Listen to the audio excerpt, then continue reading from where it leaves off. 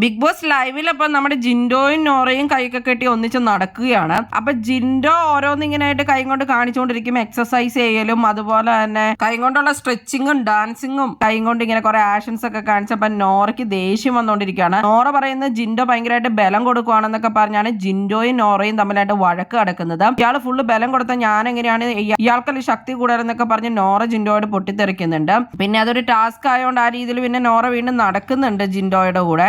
അതിനുശേഷം പിന്നെ രതീഷിന്റെ പുറത്ത് കയറിയിരിക്കുകയാണ് ജിൻഡോ. ആനപ്പുറത്തെന്ന് പറഞ്ഞുകൊണ്ട് രതീഷിന്റെ പുറത്ത് കയറിയിരുന്ന നോറയും രതീഷും ജിൻഡോയും കൂടെ കൂടി നടക്കുവാണ്. മാക്സിമം നോറേനെ ഇറിറ്റേറ്റ് ചെയ്യുക എന്നതാണ് ജിൻഡോയുടെ ഉദ്ദേശം. നോറ കടിച്ചു പിടിച്ചൊക്കെയാണ് നിൽക്കുന്നത്. അതിനുശേഷം ജിൻഡോയും ജാസ്മിനും തമ്മിൽ വലിയ വഴക്ക് തന്നെയാണ് നടക്കുന്നത്. ജാസ്മിൻ ഡൈനിങ് ടേബിളിൽ വന്നിരുന്ന ക്യാബേജ് അരിഞ്ഞിട്ട് പോയി. അപ്പൊ കുറച്ച് ക്യാബേജിന്റെ സാധനമൊക്കെ താഴെ കിടക്കുന്നുണ്ട്. കിച്ചൺ ടീമിലുള്ള ജിൻഡോയോടൊപ്പം അത് പറക്കാൻ പറയും. അപ്പൊ ജിൻഡോ പറയും എനിക്കത് പറ്റില്ല, അരിഞ്ഞവർ തന്നെ വേണം അത് ചെയ്യാനെന്നൊക്കെ പറഞ്ഞാണ് പിന്നെ പ്രശ്നം ഉണ്ടാക്കുന്നത്. അപ്പൊ ജിൻഡോ ഒരു പണി ഇന്ന് ചെയ്തിട്ടില്ലെന്നും പറഞ്ഞാണ് ജാസ്മിൻ ജിൻഡോയോടൊപ്പം അത് ചെയ്യാൻ പറഞ്ഞത്.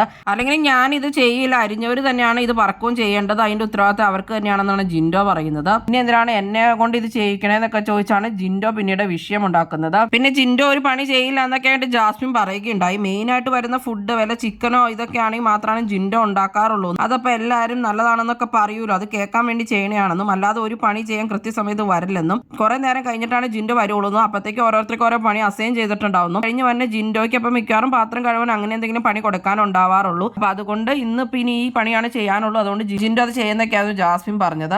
അപ്പൊ ഇതൊന്നും ശരിയല്ല എന്നൊക്കെ പറഞ്ഞ് ഇവരാണ് അങ്ങനെയൊക്കെ ചെയ്യണത്, ഞാനല്ല, എന്നെ കൊണ്ട് അല്ലെങ്കിൽ ഇവർ അതൊന്നും ചെയ്യിക്കാറില്ല, അങ്ങനെയുള്ള ഇറച്ചി സാധനങ്ങളൊന്നും വരുമ്പോൾ ഇവർ എനിക്ക് തരാറില്ല എന്നൊക്കെ പറഞ്ഞാണ് ജിൻഡോ പറയുന്നത് റസ്മിനോട്. അത് കഴിഞ്ഞിട്ട് ക്യാപ്റ്റനായ റസ്മിനും അവർ ടീമിലുള്ളവരും എല്ലാവരും പറയും ജിൻഡോയുടെ ഭാഗത്ത് തന്നെയാണ് പ്രശ്നം, ജിൻഡു ഇത് ചെയ്യേണ്ടത് എന്തായാലും നിങ്ങൾ തന്നെയാണ്, നിങ്ങളൊരു പണി ചെയ്തിട്ടില്ല എന്നൊക്കെ പറഞ്ഞിട്ട് പിന്നെ ജിൻഡു അത് കഴിഞ്ഞിട്ട് അത് പറക്കാൻ തയ്യാറാവുകയാണ്. അങ്ങനെയാണ് ആ പ്രശ്നം സോൾവ് ആവുന്നത്.